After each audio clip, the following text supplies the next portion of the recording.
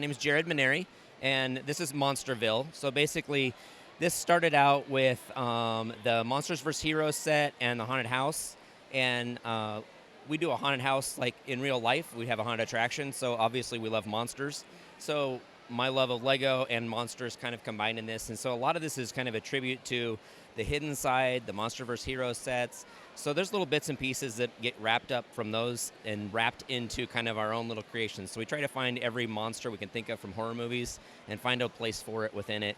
One of the fun things we do, obviously, what a lot of people do is like the scavenger hunt. So try to find your favorite monster within the set. So really, like you have the castle. So this is Dracula and Frankenstein's area. If you look really close on the bottom level, that's the Bram Stoker's Dracula. And in one of the scenes, you'll see that Bram Stoker's shadow is moving separate from him. And if you get real low down in there, you can see his shadow is actually reaching out for Keanu Reeves' character on the wall in the shadow.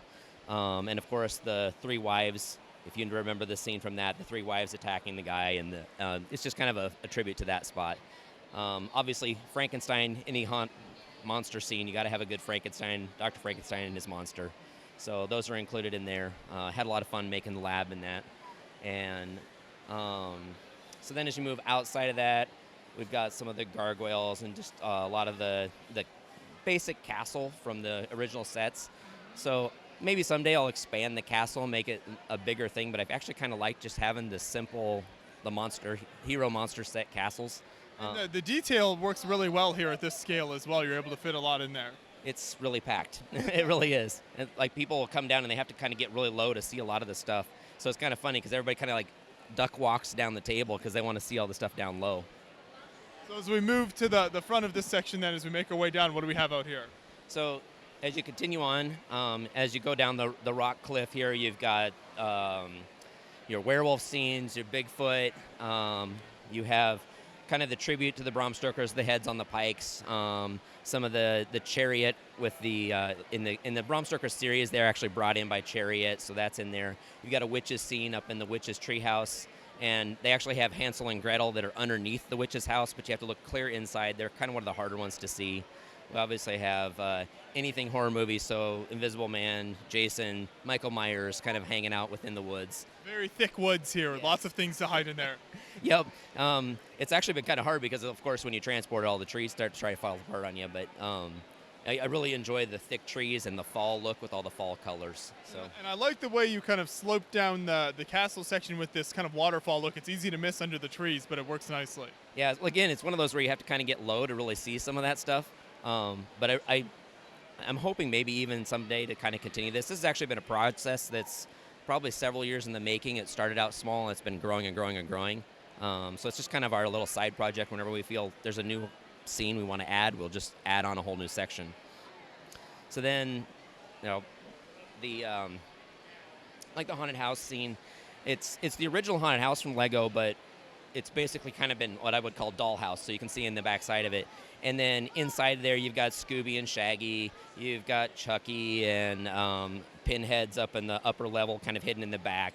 So there are lots of little things that are hidden way back in there, obviously. Like anybody, like to have all the detail. So I love Little Shop of Horrors, so I had to put that one in there. So the building next to the haunted house is the Little Shop of Horrors, and that's basically the whole movie in a way, because you've got the Audrey 2, the man-eating plant, and the flower shop on the lower level, and then on the upper level you have the dentist's office. And if you're familiar with the movie, he's kind of a crazy dentist that likes to harm people in a way, likes to torture people. And then Bill Murray's character comes in and he really enjoys the torture, which frustrates the dentist. So I had to put Bill Murray's character in the waiting room, excited to go in. So obviously Beetlejuice has to be in any kind of haunt setting, any good setting there. So he's standing on the porch just watching over the zombie attack over the city. I didn't ever realize this until recently, but there was a serial killer, I guess you'd call it, named Ed Gein, and so it's actually the original story of a serial killer, and that story was then evolved into so many actual horror movies because this guy was so weird, and so he would use body parts and things like that. The Texas Chainsaw Massacre, the Psycho movie. I'm trying to think, like all of those movies were based around this individual. So using Google images of his house. That's what this house in the background is. So then, of course, I had to put a Texas Chainsaw Massacre in there. And you can't see from this side, but there's a whole interior where he's made all of his furniture out of bones and body parts and things like that. So that's the tribute to the original, like, kind of a horror movie genre influence for that. And of course, we also have the hearse from the Heroes and Monsters sets. I didn't really change it much. There's a couple little additions here or there, but overall, I just loved that hearse, so I had to keep it.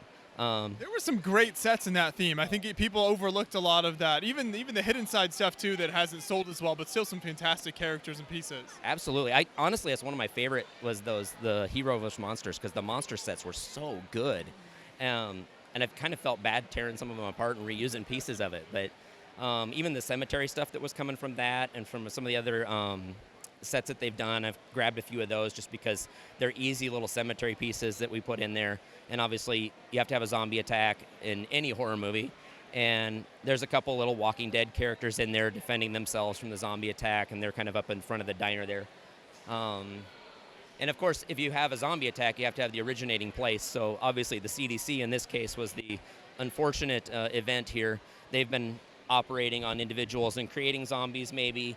But what you do, if you look out in the outside, they have a few toxic barrels that are now leaking into the cemetery over here. So that might be the origin as well. We don't really know, obviously, but I'm sure the CDC will figure that out eventually for us. Of course, you have to have your zombies attacking the CDC as well. So you have the hazmat characters that Lego released that I absolutely loved. So had to make one of them into a hazmat zombie, and so they're entering into the building.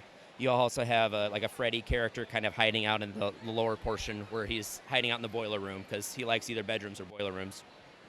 And then one of my favorite movies from like the 80s was The Fly. It was not really necessarily a horror movie. It was kind of a strange movie. But this basic scientist goes in and he tries to transport himself in, but a fly gets into the chamber with him. So then he mutates into a fly. So I had to do a little tribute to that one.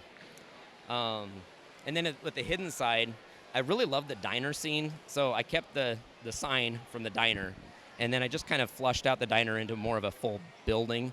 And inside, you've got the sheriff. He's obviously avoiding everything that's happening in the city right now, having coffee and pizza in the diner. You've also got the two main characters, the male and female, and I'm drawing, I guess, Jack, and I can't remember the female's name. But they're hanging out in the diner, of course. They're all avoiding everything that's happening outside. And then as you move out into the end of this piece, you've also got Jaws, of course, attacking the ship. And this was the hidden side made the shrimp boat, and I thought it's perfect. So I just kind of did a little modifications. Otherwise, it's the same thing. But it's the Jaws attack, of course. And I loved the lighthouse from the hidden side as well. So fleshed that out into a much bigger building as well. And of course, you have the creature from the Black Lagoon hanging out outside. So that's kind of the storyline as you go through it. That's most of the main characters within it. But we're hoping to keep adding on to it as time goes on. We used a lot of lighting within it, so when the lights go out, I think this really shines when the lights go out because it's a horror movie. Everything usually happens in the dark, so we have a lot of flickering lights, a lot of like the disconnecting things, so they're on for a little bit and they'll flicker off. I really enjoyed the brick stuff lighting for the set, so that's what we've used on it. Even now, the lights are really impressive. Even when the lights are on in the room here, you can see a lot of nice details there. So as you were planning this build, how did that work for you? Was it just starting with one building, then going from there, or did you have this whole kind of street plan from the beginning? It's actually had several iterations over the years. So it mainly consisted of the castle down to the haunted house in the beginning. The CDC got added on, I think, the next time we showed it off. And the CDC's kind of changed places because originally when I had this, it was on its own table. People could walk all the way around it. So as the years have gone on, I think this has been fourth or fifth year we've kind of evolved this, that it's kind of just grown and grown and grown. So the most recent stuff, like at Cemetery, was where the whole old haunted house from Ed Gein was originally. It's been moved down. We put the street in to allow that because before the hearse was just parked in the middle of a cemetery. Thought it might be nice to actually get it on the street. And then obviously the whole Jaws area, that all came about because of the hidden side sets, and I really wanted to add some of that hidden side flavor into this because I wanted to pay tribute to that part of it. Right. And yeah, there's just so much to look at when you walk up. The details inside the buildings, all the characters in the woods and on the streets and everything. So you've captured a lot of it very nicely. Thank you for bringing it out to the show here. Thanks for coming in.